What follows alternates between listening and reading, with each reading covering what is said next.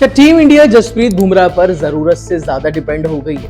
क्योंकि एक टाइम था कि अगर सचिन पाजी आउट तो टीम इंडिया की बैटिंग खत्म, और अब वही टाइम वापस आ गया है कि अगर बुमराह नहीं है तो इंडिया की बॉलिंग खत्म। फिर उसके बाद एक और टाइम आया जब इंडिया की सबसे बड़ी स्ट्रेंथ होती थी उसकी बैटिंग। अगर रोहित, विराट और धवन ने रन बना दिए तो मैच जीत गए, लेकिन बॉलिंग पे हम डिपेंड होना छोड़ चुके थे। बुमराह आए और उन्होंने 2 वर्ल्ड कप में ऐसा परफॉर्म किया कि हमें वापस भरोसा आने लगा अपनी इंडियन टीम की बॉलिंग पे कि बॉलिंग मैच जिता सकती है, क्योंकि बुमराह ने मैच जिताए हमें वर्ल्ड कप। लेकिन आज जो सिनेरियो है वो बिल्कुल उल्टा हो रहा है। आज इंडिया के पास वर्ल्ड क्लास बॉलिंग अटैक है, लेकिन उस अटैक का सबसे बड़ा नाम जसप्रीत बुमराह अगर ना हो तो वो बॉलिंग अटैक बिल्कुल फीका हो जाता है। लेकिन यहीं से एक बड़ा सवाल भी खड़ा होता है कि क्या टीम इंडिया को सिर्फ और सिर्फ जसप्रीत बुमराह ही वो जो एड्रेनलिन रश होता है वो देते हैं, या हमारे बाकी बॉलर्स कुछ कर ही नहीं पाते हैं? और एक और बड़ा सवाल, अगर बुमराह ना हो तो बुमराह की रिप्लेसमेंट कौन? अभी तो आपने आकिब नबी को बुला लिया, अब जो टेस्ट है उसमें बुमराह इंजर्ड है, वो साफ हो गया है और आकिब नबी को उनकी जगह बुलाया गया। आकिब नबी इज अ गुड प्लेयर, अच्छा लगता है जब young talent main international exposure में खेल पाते हैं। लेकिन बुमराह की क्या बात करें, वो पावर प्ले में न्यू बॉल से ब्रेक तो दिला सकते हैं, मिडिल ओवर्स में जो रन रेट है उसको अपने अकॉर्डिंग कंट्रोल करते हैं। अगर उनको जैसा कंट्रोल करना है उनको जितना कम लाना है उतना कम ले आते हैं। डेथ ओवर्स में दुनिया के बेस्ट फिनिशर्स को भी वो स्ट्रगल करवा देते हैं। और सबसे इंपॉर्टेंट बुमराह की यॉर्कर्स, उनको कोई कैसे भूल सकता है? यॉर्कर्स के साथ स्लोअर बॉल्स भी हैं, बाउंसर्स भी हैं, और सबसे ज्यादा इंपॉर्टेंट प्रेशर सिचुएशन में इन सबको इम्प्लीमेंट करना, इससे बुमराह का जादू है। बुमराह के पास ऑलमोस्ट हर सिचुएशन का एक सोल्यूशन होता है।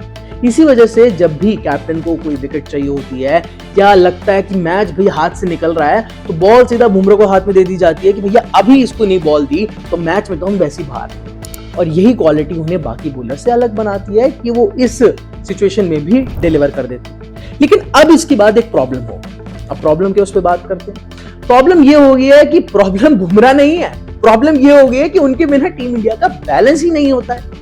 जब बुमराह प्लेइंग 11 में होते हैं तो पूरी बॉलिंग यूनिट ऐसी लगती है कि भैया ये तो किसी को भी हरा देंगे, फुल ऑफ कॉन्फिडेंट, एक सशक्त बॉलिंग अटैक है। लेकिन जब वो अवेलेबल नहीं होते तो अटैक की इंटेंसिटी क्या बोलूं, थोड़ी क्या काफी ज्यादा कम हो जाती है, ठीक ही लगती है बॉलिंग। इसका मतलब ये बिल्कुल नहीं है कि सिराज, अर्शदीप या दूसरे बॉलर्स अच्छे नहीं है, मैं ऐसा नहीं कह रहा, लेकिन वो सब क्वालिटी बॉलर्स हैं जो अपने दिन पर मैच जिता सकते हैं। लेकिन वो बुमराह जैसा मैजिक नहीं ला पाते, वो हर रोज इंपैक्ट नहीं डाल पाते हैं जैसे बुमराह हर मैच में इंपैक्ट डाल लेते हैं। इसी वजह से फैंस भी जब टीम अनाउंस होती है तो सबसे पहले ये चेक करते हैं कि भैया, सबसे पहले तो ये चेक करते हैं कि कैप्टन कौन है, और फिर उसके बाद ये चेक करते हैं कि बुमराह खेल रहे हैं या नहीं खेल रहे हैं, और अगर बुमराह खेल नहीं रहे हैं तो उनका रिप्लेसमेंट कौन है। लेकिन मुद्दा ये भी तो है ना कि भैया आप बुमराह का रिप्लेसमेंट ला ही नहीं सकते। 100 साल में जो एक बार पैदा हो, बुमराह वैसा प्लेयर है। अगर कल बुमराह रेस्ट पर होते हैं तो इंजरी की वजह से बाहर होते हैं तो उनकी जगह लेगा कौन, ये सवाल जो है वो हम क्या पूछें, टीम इंडिया भी पूछ रही है। अब मोहम्मद सिराज की बात करें, बहुत अच्छे बॉलर, एग्रेसिव बॉलर हैं, न्यू बॉल से डेंजरस हैं।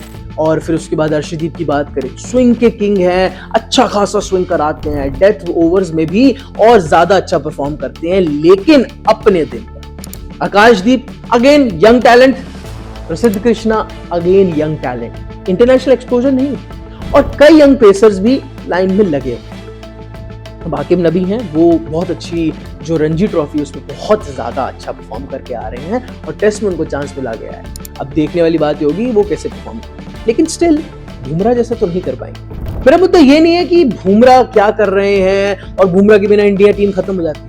मेरा मुद्दा ये है कि आप बुमराह को रिप्लेस नहीं कर सकते, लेकिन टीम जो मैनेजमेंट है उसको कुछ तो सोचना पड़ेगा ना कि बड़े बड़े वर्ल्ड कप्स और आईसीसी टूर्नामेंट्स जीतने हैं तो बुमराह का कुछ तो एक रिप्लेसमेंट चाहिए, या बुमराह के साथ कोई ऐसा प्लेयर होना चाहिए जो उनका साथ दे सके, ताकि ऐसा लगे कि भाई बुमराह चले गए तो 100% ताकत नहीं चलेगी इंडियन बॉलिंग की, बुमराह चले गए तो 60 से 70% जो ताकत है वो चलेगी, 40 से 50% फिर भी ताकत रहे।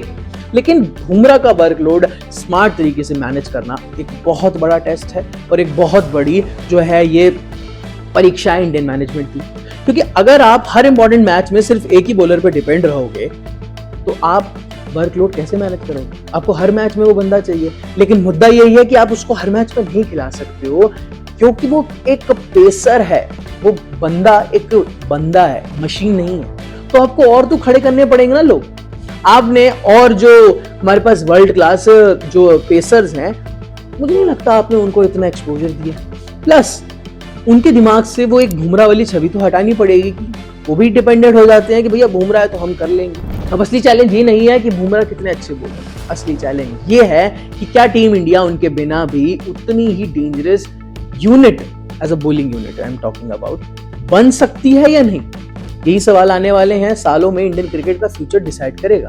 आपको क्या लगता है कि कौन सा ऐसा एक प्लेयर होगा जो बुमराह की जो डिपेंडेंसी है उसे कम कर सकता है, बुमराह के जो कंधे हैं उनमें अपने कंधे डालकर उनकी रिस्पॉन्सिबिलिटी शेयर कर सकता है, या बुमराह की रिप्लेसमेंट हो सकता है। एक मुद्दा मैं और बोलना चाहूंगा एट द एंड में, भैया अगर थोड़ा और पहले ध्यान दिया होता तो आज सूर्यवंशी जैसे जो बैट्समैन है, जो 15-16 साल की उम्र में इतना बढ़िया खेल रहा है, लेकिन वो बैटिंग है, वो बैट्समैन है। इंडिया में वैसे भी बैटिंग का क्रेज हमेशा ज़्यादा रहा है, लेकिन अगर थोड़ा और बॉलिंग पर इंडिया ने स्टार्टिंग से ध्यान दिया होता तो आज शायद हमारे पास 15-16 साल का एक ऐसा बॉलर भी होता जो बुमराह की अच्छी खासी टक्कर खाओ।